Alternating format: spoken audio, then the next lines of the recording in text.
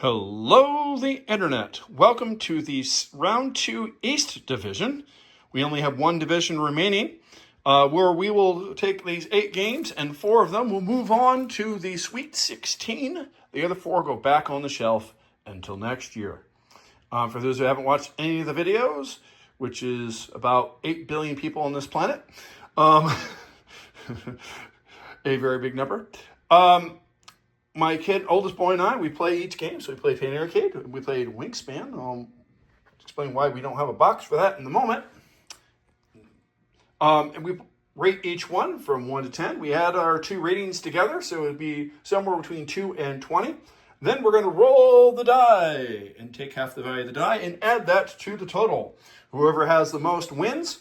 The first tiebreaker is, in the case of a tie, whoever had the highest score before the die roll wins the match. So the underdog has to hit a 3 and not just send it to overtime, but win the game.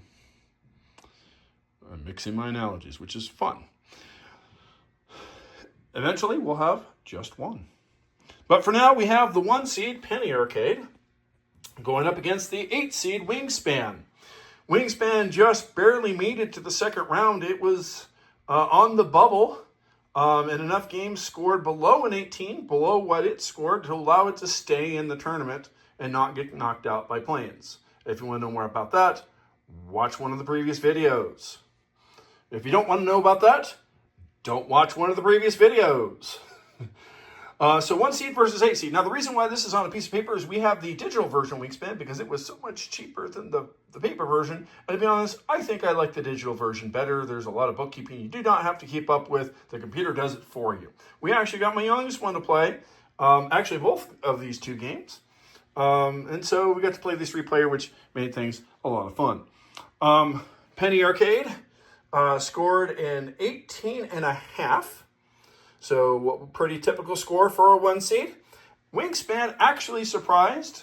It's been climbing up the ranks. One of those games that my kid likes more each time he plays it. And I kind of like it too. I'm not the biggest Wingspan fan, but I do like it. But it scored an 18. So 18.5 versus 18. So if this rolls a number too higher than this, Wingspan will knock off the 1 seed that was the runner-up of last year's tournament, Penny Arcade, which is a deck building game made by Cryptozoic. We like our deck building games.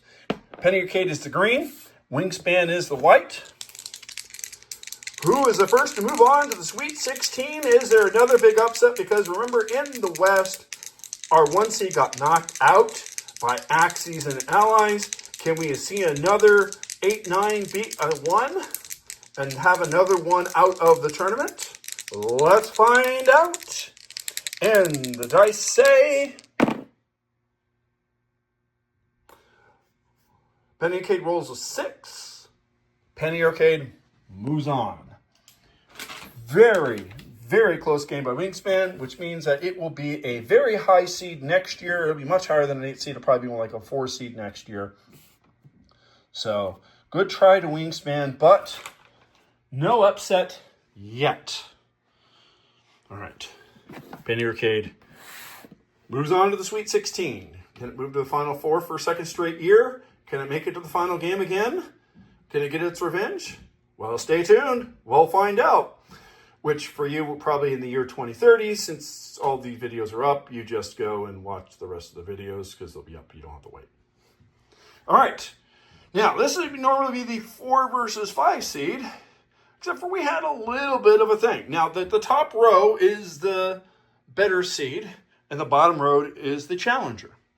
Now, usually the 4 seed would be here, except for the 4 seed is out of the tournament. Luna, the 13 seed, knocked it out in the first round. One of our biggest upsets of the first round. Luna is the lowest seed, still in the tournament. So that means Settlers of Catan, the 5 seed, is the favorite for this particular matchup. It will be the white die. It'll be the black die. Settlers of Catan, that game's been around for a while, so I don't think I need to explain it very much. You roll dice, you manage resources, you trade with players. I got a chance to play this in a big tournament last year. A lot of fun.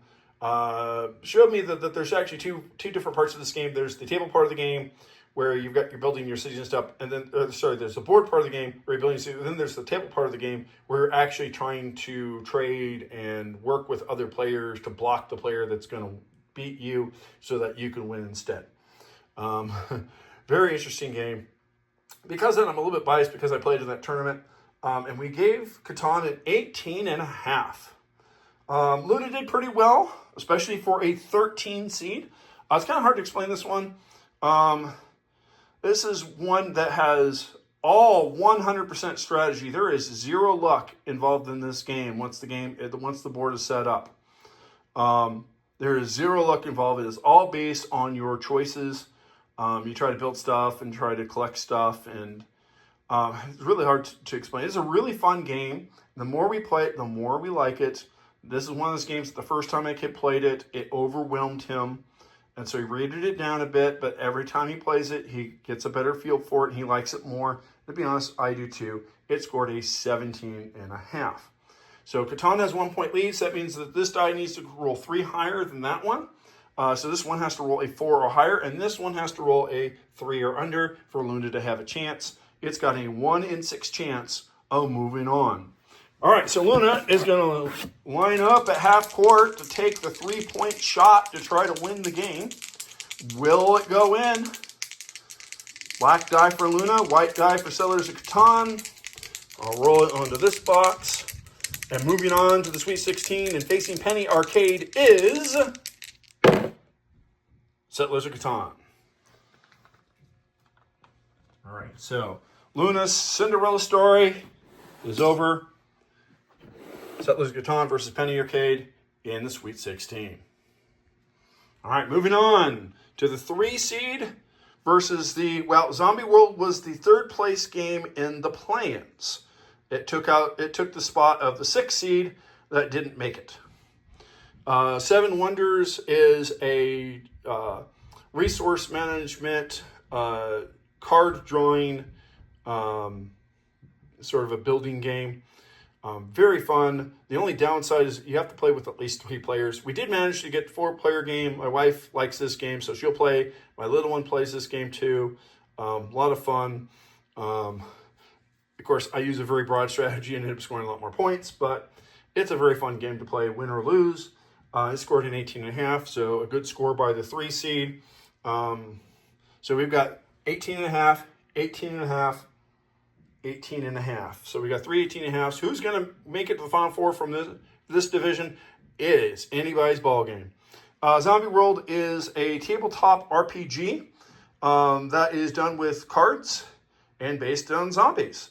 My kids love it because this is one you do have to play at least 3 players because one person has to GM and the other 2 players have to play.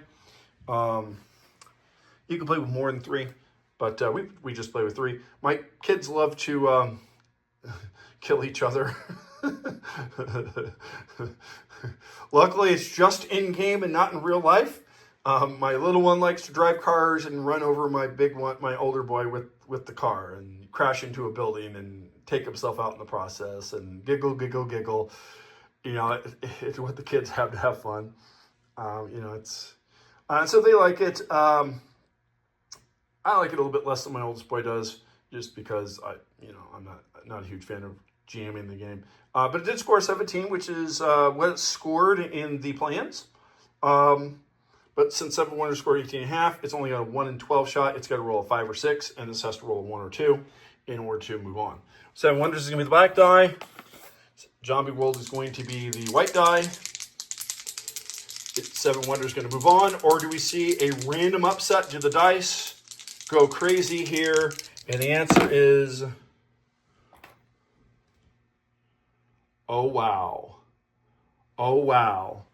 That is something I was not expecting. Zombie World moves on and takes out 7 Wonders. Oh, my wife's going to be sad. The dice giveth and the dice taketh away. Our first big upset, Zombie World, taking out the 3 seed 7 Wonders. So we now have a 1 seed down, a 2 seed down, a 3 seed down, and a 4 seed down. This is going to get interesting as we go along, especially as these get closer and closer to each other. All right, our final matchup of the day. Star Realms is the 2 seed. Ticket to Ride, I'm going to have to explain this a little bit, is the 7 seed. Now, here are some things about Ticket to how we play it, do expansions and multiple versions of games and stuff like that. This slot is actually for Ticket to Ride Europe. However, my oldest boy, I gave him this game for Christmas. Now, Ticket to Ride Asia, which is not what we're dealing with here, is a team-based game, multiplayer game, where you play with 2 teams. You can play 2 teams of 2, you can play 4. That is a unique game, but since we got it late after we finished the play-ins, this one was not eligible for the tournament this year. Now, normally we only play 1 of 2 games in a box, and we play the one we like better, which is, in fact, Ticket to Ride Asia.